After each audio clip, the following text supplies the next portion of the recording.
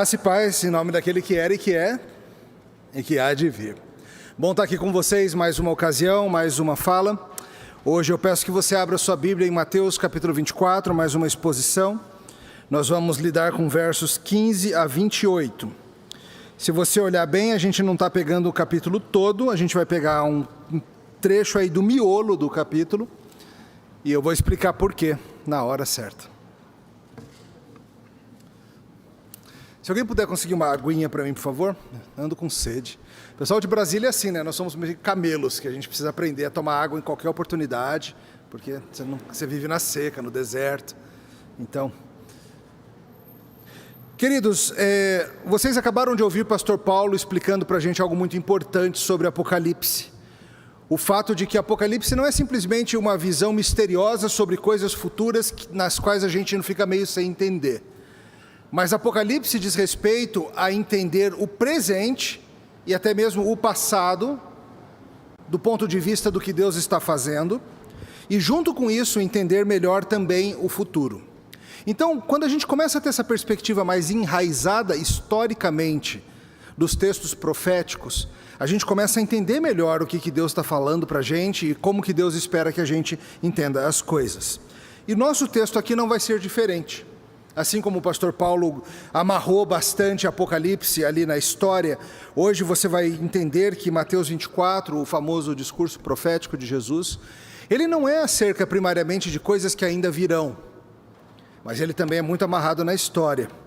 Hoje a gente vai falar bastante sobre sinais dos tempos, e esse assunto é sempre cheio de nuances sobre como as coisas andam e tudo mais, e eu espero que você mostre, que você veja hoje o que eu vou te mostrar, que nesse discurso Jesus está falando sim de algumas coisas que ainda virão, mas que nem tudo aqui é acerca do futuro.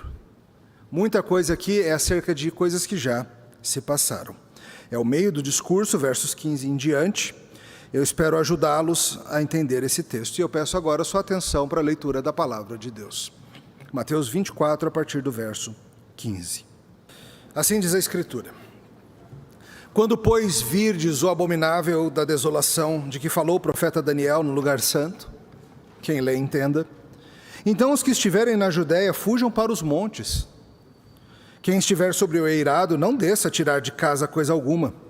Quem estiver no campo não volte atrás para buscar sua capa. Ai das que estiverem grávidas e das que as amamentarem naqueles dias. Orai para que a vossa fuga não se dê no inverno nem no sábado, porque nesse tempo haverá grande tribulação, como desde o início do mundo até agora não tem havido, nem haverá jamais. Não tivessem aqueles dias sido abreviados, ninguém seria salvo. Mas por causa dos escolhidos, tais dias serão abreviados. Então, se alguém vos disser, eis aqui o Cristo, ou ele ali, não acrediteis. Porque surgirão falsos cristos e falsos profetas, operando grandes sinais e prodígios para enganar, se possível, os próprios eleitos. Vede que eu vos tenho predito. Portanto, se vos disserem, eis que ele está no deserto, não saiam. Ou, ele é no interior da casa, não acrediteis. Porque assim como o relâmpago sai do oriente e se mostra até no ocidente, assim há de ser a vinda do Filho do Homem. Onde estiver o cadáver, aí se juntarão os abutres. Até aqui a palavra de Deus, vamos orar. Senhor, nesta manhã, ao considerarmos parte do sermão profético de nosso Senhor Jesus, pedimos que o Senhor nos oriente e nos ajude a entender. Em nome de Jesus, amém. Opa, aqui, resolveu, obrigado. Você já ouviu falar de esnobismo cronológico? Conhece essa expressão? Quem usou muito essa expressão foi um homem chamado C.S. Lewis, acho que vocês conhecem esse autor. Talvez ele não tenha sido o primeiro a usar, mas ficou famosa com ele. O que significa esse negócio de esnobismo cronológico? É a ideia que a gente vê muito fortemente da pessoa achar que ela vive meio que no auge dos tempos. A pessoa olha para o que veio antes, seja para a história, para o pensamento humano, para a arte, para a ciência, e pensa que isso tudo foi pequeno. E certamente o nosso tempo é superior em tudo aos tempos que vieram antes. Como um outro autor explica, esnobismo cronológico é a crença de que a humanidade se enganou por incontáveis gerações. ela era infantil no seu pensamento, mas finalmente no último tempo, no último século, o parecer científico superou tudo. Veja, essa é a ideia mais ou menos definida de que tudo que veio antes é pequeno em comparação com a gente. E certamente nós é que vivemos no topo da história humana. Sim, algumas coisas interessantes já vieram, mas nós é que experimentamos o que há de melhor. Isso se mostra de muitas formas. Isso se mostra, por exemplo, no jovem torcedor de futebol, que tem certeza absoluta que aquele centroavante vagabundo do time dele é o melhor que já andou pela terra. Certamente muito melhor do que os jogadores do passado, o que o pessoal fala por aí e assim por diante. Eu vejo isso muito nos flamenguistas, é impressionante esse negócio. Um centroavante mais ou menos que tem lá e o pessoal acha que é um... Ou então o pai de família, que olha para a sociedade ao seu redor e fala assim: eu tenho certeza que nós nunca vivemos tempos tão degenerados como os de hoje. E aí você vai olhar a história e você fala: já teve coisa muito pior. Até aquele que está empolgado com as produções cinematográficas e literárias do seu tempo e não se dão ao trabalho de conhecer o que veio antes.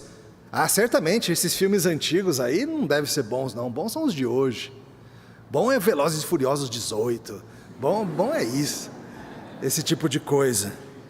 Ao jovem teólogo, que desconsidera muito da boa teologia já feita no passado e só quer ler livros escritos por autores vivos. O que esses mortos do passado têm a nos ensinar?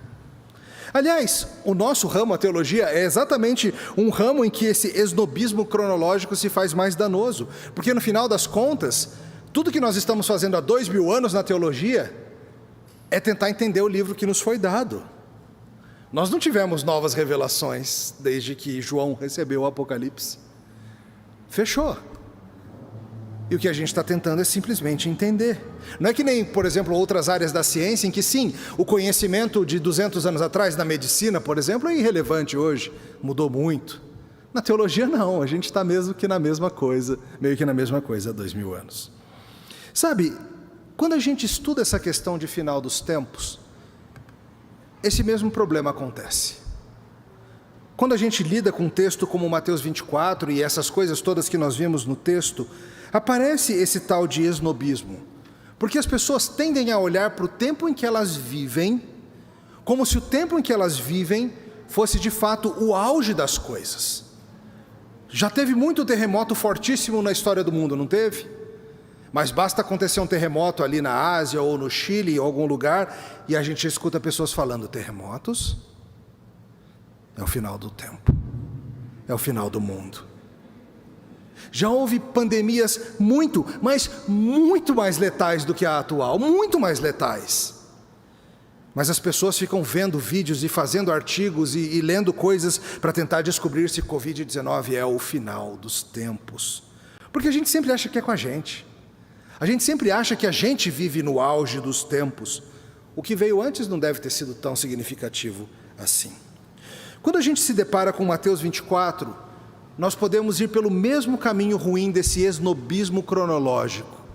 O esnobismo cronológico do fã de futebol que acha que o seu centroavante é melhor de todos os tempos. O esnobismo cronológico do fã de cinema que acha que os filmes que ele assiste são os melhores de todos os tempos. O esnobismo cronológico de quem olha para as tragédias do seu tempo e pensa que nunca vivemos nada tão ruim. E é possível que a gente vá pelo mesmo caminho assim também.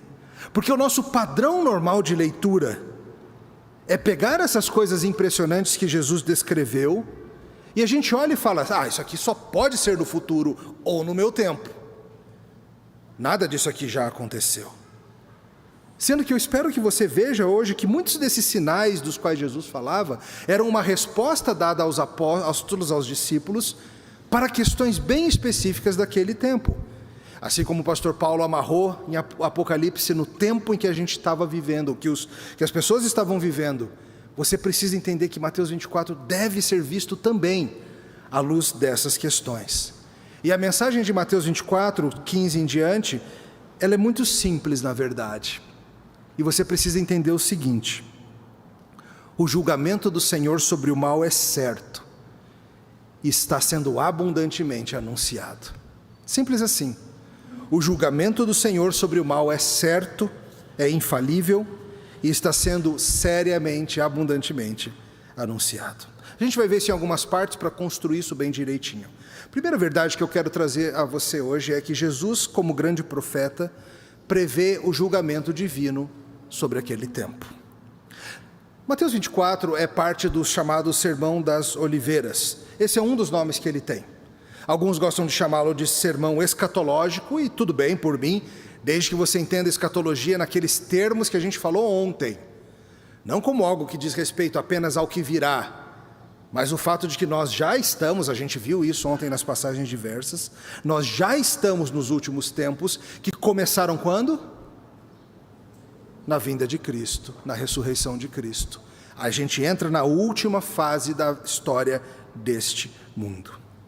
E sabe, queridos, o que está acontecendo aqui é o seguinte: se você olhar os capítulos anteriores, você vai ver que Jesus está em Jerusalém, a cruz se aproxima, e Jesus começou a fazer uns discursos duríssimos contra os líderes fariseus e outros, o que a gente chama de os ais.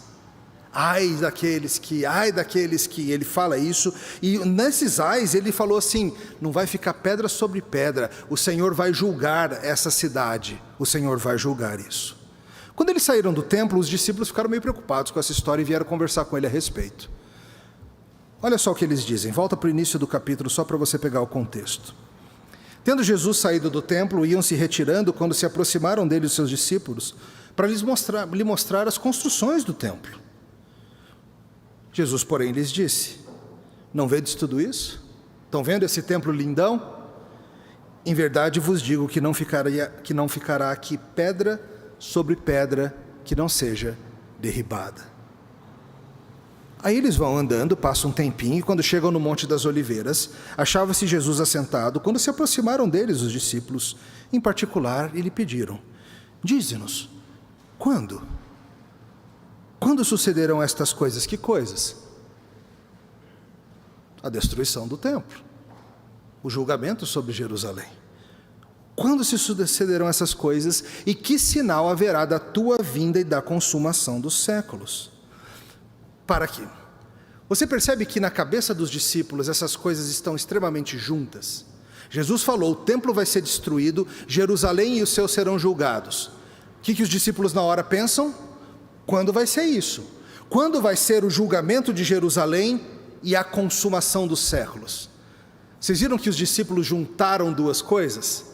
Na cabeça deles, e esse é o problema da pergunta, na cabeça dos discípulos, destruição do templo, julgamento sobre Israel, só pode ser o fim dos tempos, só pode ser a consumação dos séculos. Como não? E Jesus traz uma resposta, e o capítulo 24 é essa resposta bastante elaborada, explicando e ao mesmo tempo fazendo separação entre essas duas coisas. Jesus explica sobre a pergunta deles de quando seria essa destruição. Jesus responde para eles, eu vou responder, vocês vão entender. A gente chega nisso já já. E também Jesus faz uma separação, indicando que não, essa vinda e essa destruição do templo não são a mesma coisa que a consumação dos séculos. Haverá um longo período entre essas duas coisas. Essa parte final é com Deus, Ele não vai dar detalhes. A gente vai saber algo mais ou menos, mas não tudo. Já quanto à destruição do templo, ele vai detalhar muito bem. O fim dessa era de Israel estava próximo. Não era o final do tempo, era o final do templo. E Jesus insiste que essas coisas devem ser vistas de forma separadas. Queridos, Jesus insistiu que quando esses sinais acontecessem, terremotos, epidemias, guerras e rumores de guerra, todas essas coisas não seriam o final do mundo. Seriam sinais que acompanhariam toda a história humana até o final do mundo. A gente não precisa ficar querendo ler o jornal em busca de sinais de que talvez Jesus volte essa semana, porque veja, uma nova epidemia apareceu, porque veja, mais um terremoto, porque veja, uma nuvem de gafanhotos está vindo da Argentina ou não sei o quê. Porque veja, o Palmeiras ganhou o Mundial, deve significar alguma coisa. A gente não precisa ficar tentando ler essas coisas e chegar a conclusões acerca de proximidade de Jesus. porque tudo isso marca essa era inteirinha entre as duas vindas de Cristo. O dia do seu retorno triunfal, do qual a gente falou ontem, é com Ele.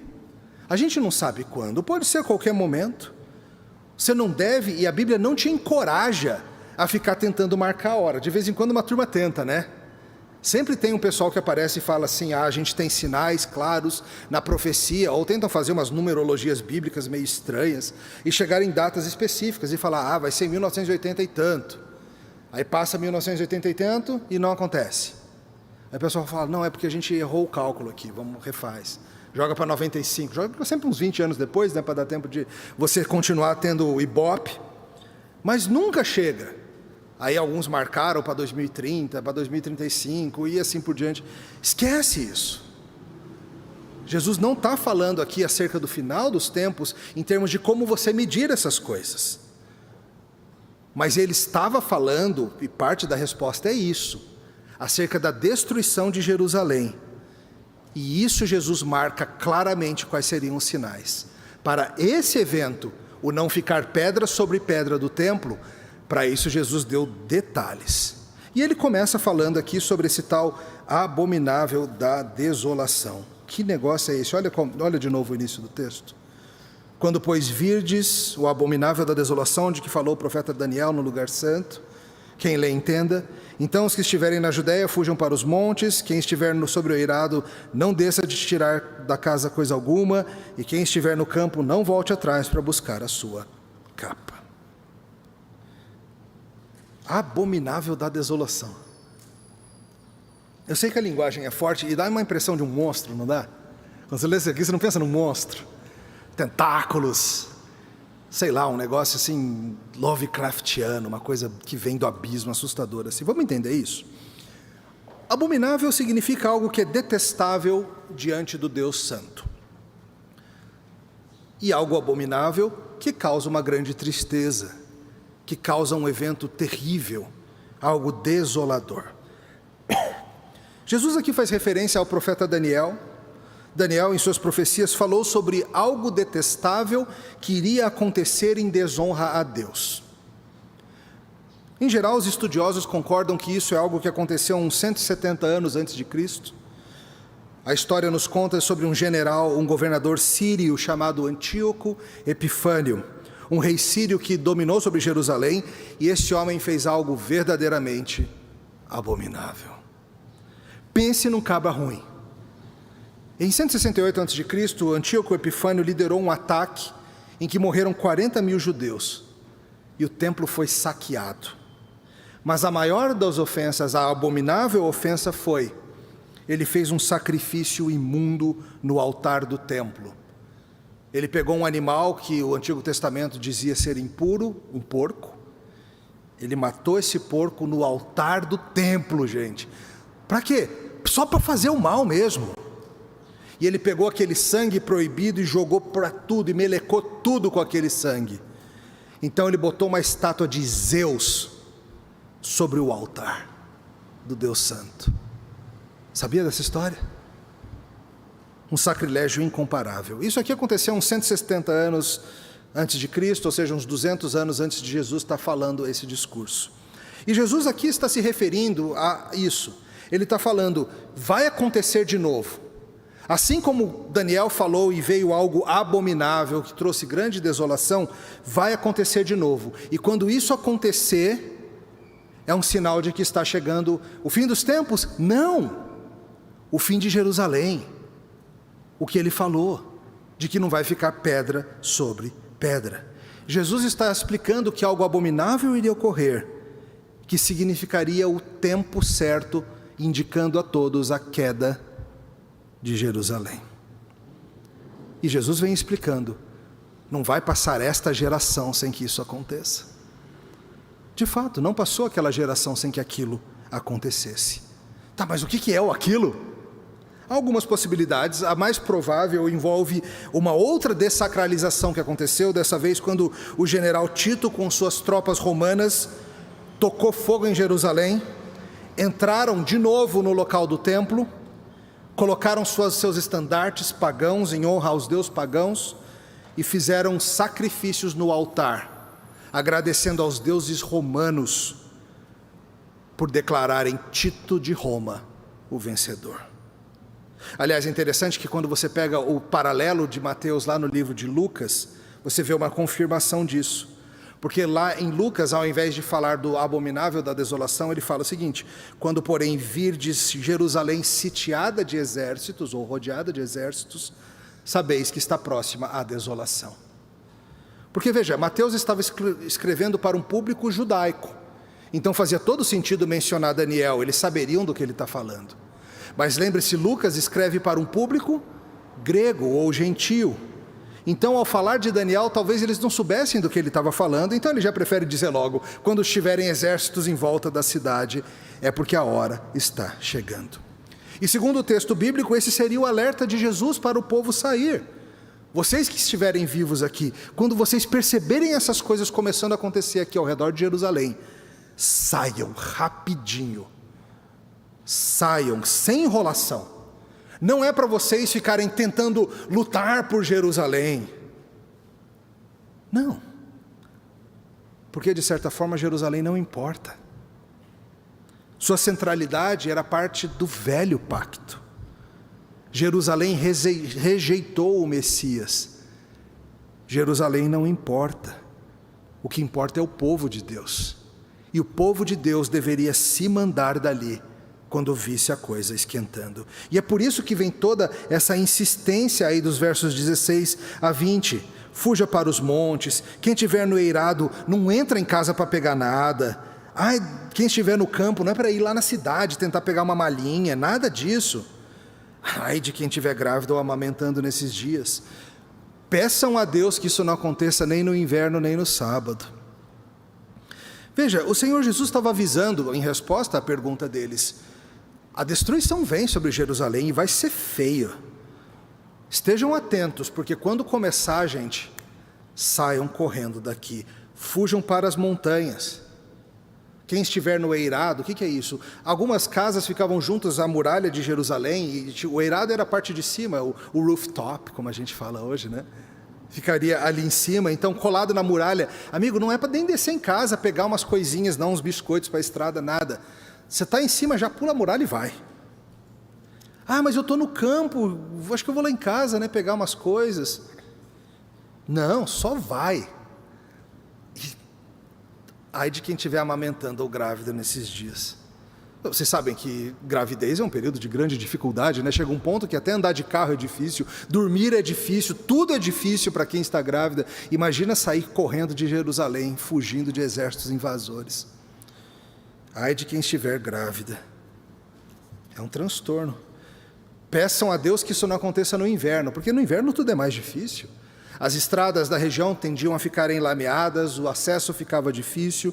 Além de, claro, fugir no inverno é muito mais perigoso por causa da dificuldade de alimentos, a necessidade de abrigo mais frequente. Orem para que não seja no sábado, porque lembre-se, no sábado do Antigo Testamento havia muitas limitações para a vida, para comércio e tudo mais. Havia os exageros dos fariseus, mas mesmo a lei do Senhor já traria muitas complicações para uma fuga no sábado.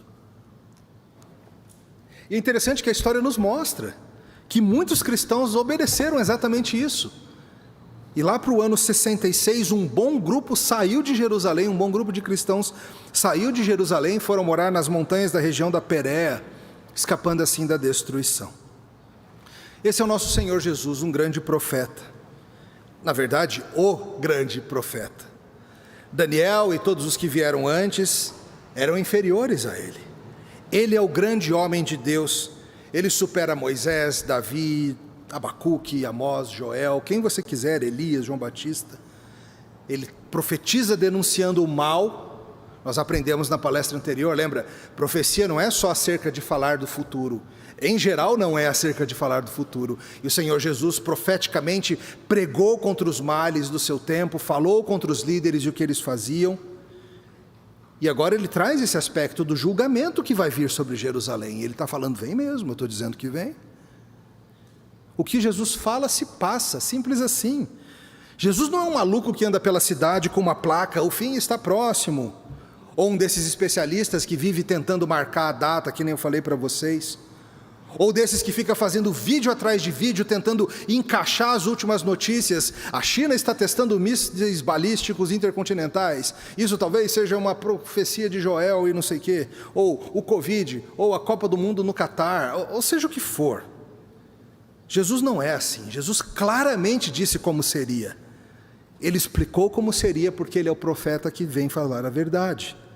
E o que acontece? Juízo sobre Jerusalém. E esse é um dos episódios mais tristes da história humana. E assim a gente vai para o nosso segundo ponto. O julgamento veio, como Jesus disse. Foi feroz e foi certeiro. Olha o que ele diz no verso 21. Porque nesse tempo haverá grande tribulação, como desde o princípio do mundo até agora não tem havido, nem haverá jamais. Não tivessem aqueles dias sido abreviados, ninguém seria salvo. Mas por causa dos escolhidos, tais dias serão abreviados. Respondendo à pergunta sobre quando seria a destruição do templo, Jesus explica. E ele está falando. E ele diz que viria um tempo muito difícil mesmo, um tempo de forte aflição, de grande tribulação. Aliás, cuidado com essas terminologias, porque lembre-se, se você olhar pelo menos na minha versão da Bíblia, antes do versículo 15 tem um aí, a grande tribulação. E às vezes quando a gente vê essas divisões, que elas não são parte do original, elas foram colocadas por alguém para tentar ajudar o leitor, mas às vezes elas atrapalham o leitor. Que pode parecer que Jesus aqui está falando do final dos tempos, sendo que Jesus está simplesmente na continuidade da explicação da destruição de Jerusalém. Pode dar a impressão de que ele está falando de uma grande tribulação futura, mas Jesus está falando do que iria acontecer ali, naquela época. A Bíblia não conta a história do que aconteceu, mas nós temos fontes muito confiáveis. Nós temos, por exemplo, um historiador chamado Flávio Josefo, que viu tudo isso e escreveu para contar. E a gente precisa voltar à história daquilo para que você entenda como se encaixa perfeitamente nisso. Mais ou menos ali no ano 66, ou seja, antes que passasse aquela geração, a coisa esquentou muito na Judéia. Em 66 houve uma revolta judaica contra Roma. O general Vespasiano foi com força militar para apaziguar a revolta. Entretanto, antes que ele pudesse resolver o problema, brigas na própria Roma fizeram com que ele tivesse que voltar com suas tropas. Mas nesse interregno, ano 68 e 69, divisões, brigas internas entre os judeus, em particular confusões promovidas pelos zelotes, causaram uma terrível fratura interna entre os israelitas. A situação já era enfraquecida e desmoralizada quando chegou finalmente o general Tito e sitiou Jerusalém por 5 meses. 5 meses de grande tribulação. Entre abril e setembro do ano 70. Abril e setembro, o hemisfério norte é o quê? Que estação do ano? Verão, né? Final da primavera, verão, início do outono.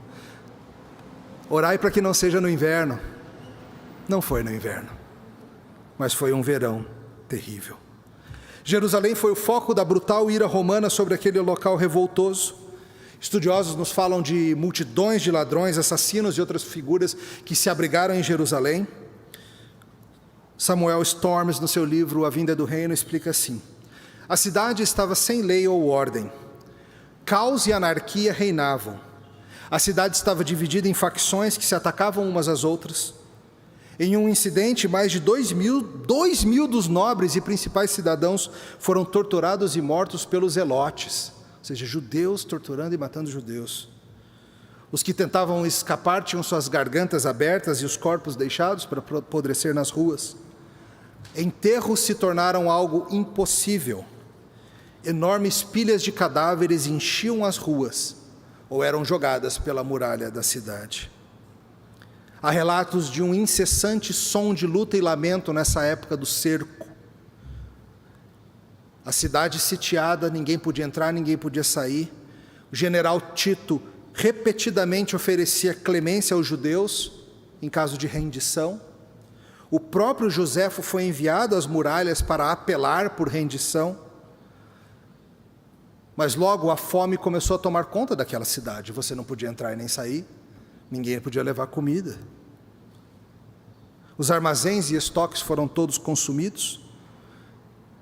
Os romanos poluíram as fontes de água deliberadamente para que não houvesse água potável.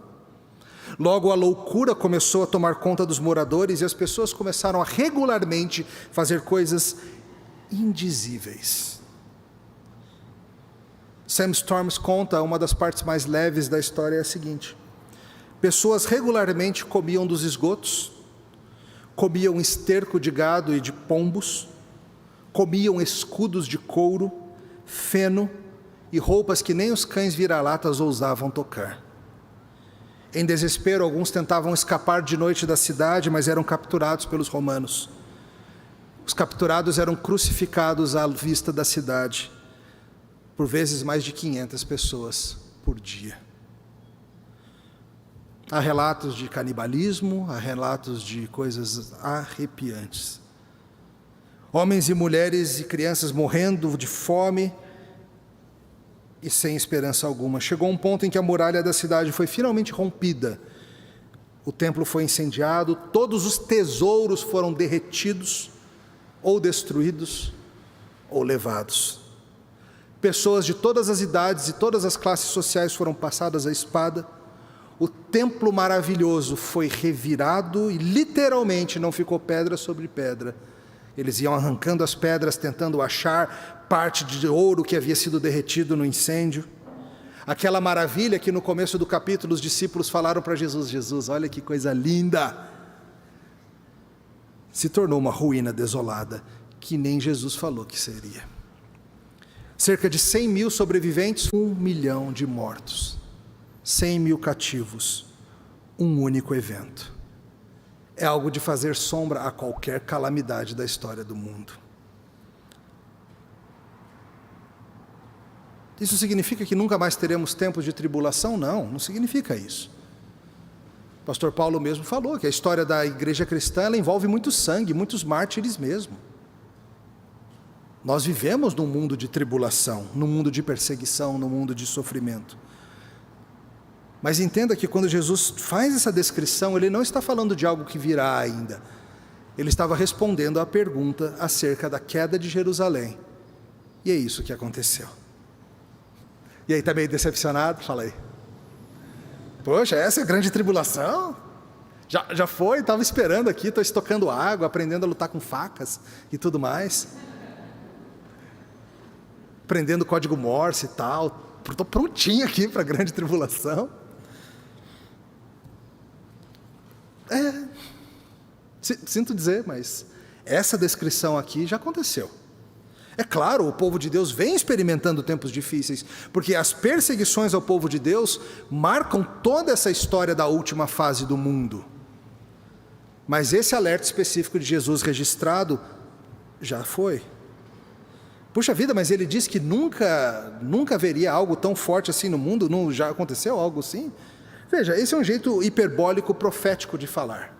Muitas vezes os profetas usam uma linguagem hiperbólica ao falar. Por exemplo, Joel certa vez fala, capítulo 2, verso 2, dia de escuridade e densas trevas, dia de nuvens e negridão, como a alva por sobre os montes, assim se difunde um povo grande e poderoso, qual desde o tempo antigo nunca houve, nem depois dele haverá por anos adiante, de geração em geração.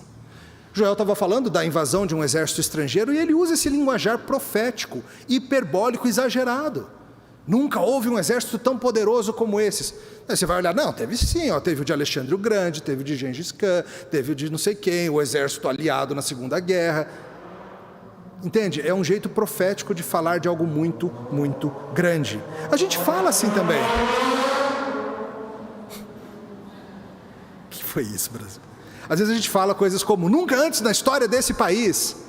Ou então a gente fala assim, Pelé é o maior de todos os tempos. Sendo que pode ser que alguém surja maior que ele, não pode? Claro que pode.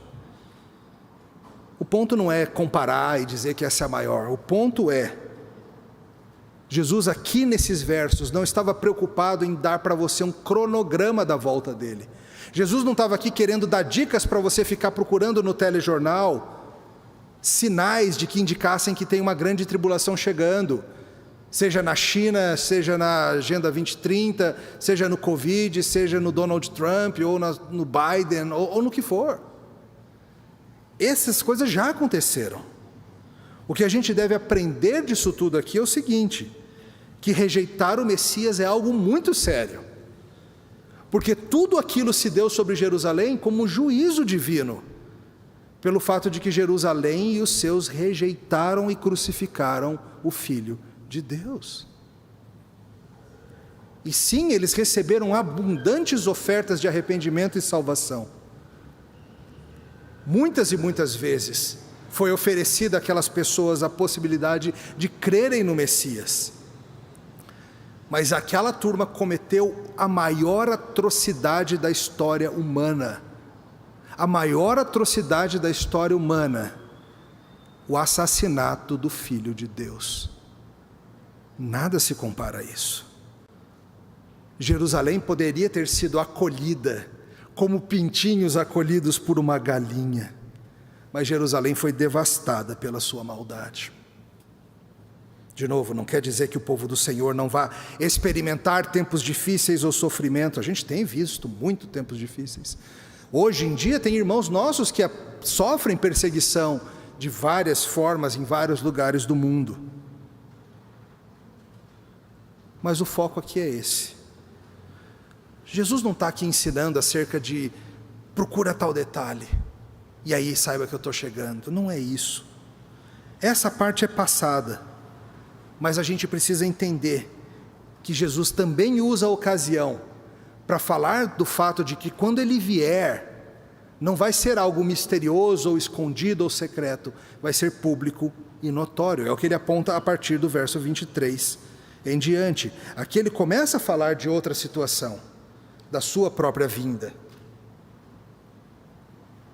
Lembra? Eles juntaram tudo na pergunta: quando vai ser a destruição, a tua vinda e o fim dos séculos? E Jesus começa a separar. A destruição é uma coisa, a minha vinda e o fim dos séculos é outra. Então, se alguém vos disser, eis aqui o Cristo, ou ele ali, não acrediteis, porque surgirão falsos cristos e falsos profetas, operando grandes sinais e prodígios para enganar, se possível, os próprios eleitos. Vede que vos tenho predito. Portanto, se vos disseram, eis que está no deserto, não saiais, ou ele no interior da casa, não acrediteis, porque assim como o relâmpago sai do oriente e se mostra até no ocidente, assim há de ser a vinda do Filho do Homem. Onde estiver o cadáver, aí se juntarão os abutres.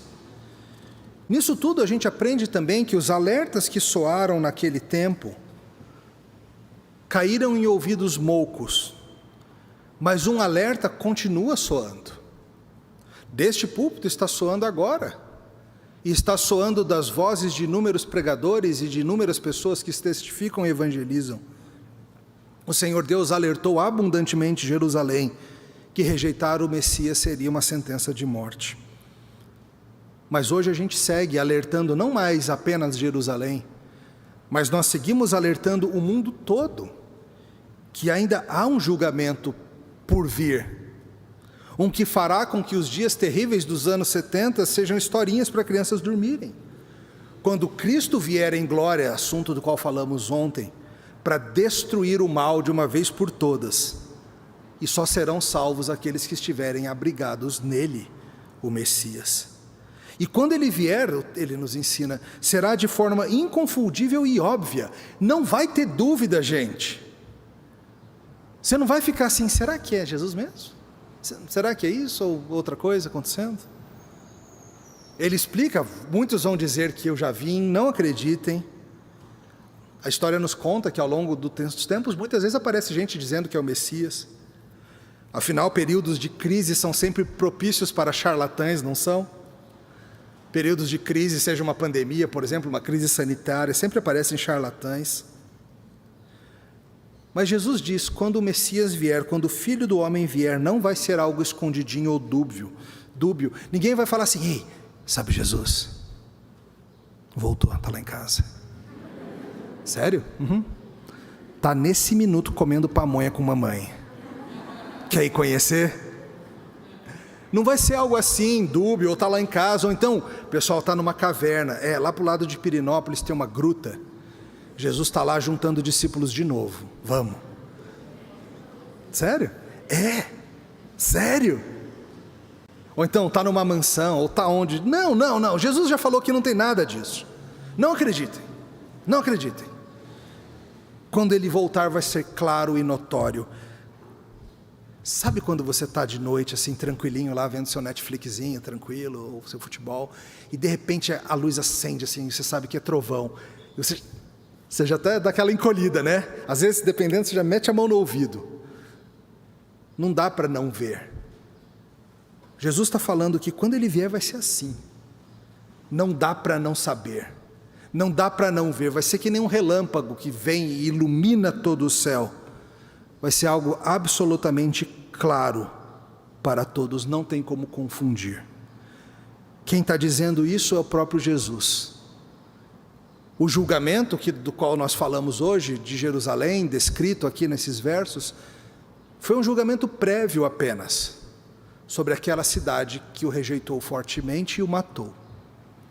O julgamento que virá no final é um julgamento sobre todas as nações, sobre os reis da terra que se recusam a se dobrar perante Cristo, sobre todos aqueles que seguem em rebelião contra o Rei dos Reis. E nós somos aqueles que avisam para esse mundo que isso vai acontecer, ao mesmo tempo em que oferecemos os termos de rendição. Porque o próprio Cristo nos oferece, por ter morrido, ele fala: ninguém precisa ser mais meu inimigo. Todos aqueles que crerem terão vida. Talvez seja o seu caso aqui hoje. Talvez você ainda siga em rebelião contra esse Cristo. O julgamento vem certeiro. Mas você não precisa sofrê-lo. Você pode se abrigar no próprio Jesus. Hoje a trégua ainda é oferecida, hoje ele ainda oferece salvação. Um dia, não mais. Outro dia eu estava ouvindo aquela música do Harry Styles, Sign of the Times. Começar falando sobre snobismo cronológico e terminar com Harry Styles, talvez seja um jeito de snobismo cronológico. Podia ser K-pop, mas é Harry Styles. Essa música, Sign of the Times, o sinal dos tempos, ela é muito interessante. Eu não sei a teologia dele, mas eu gosto da letra. Ele diz o seguinte: para de chorar, é o final dos tempos. Bem-vindo ao último show. Eu espero que esteja usando a sua melhor roupa.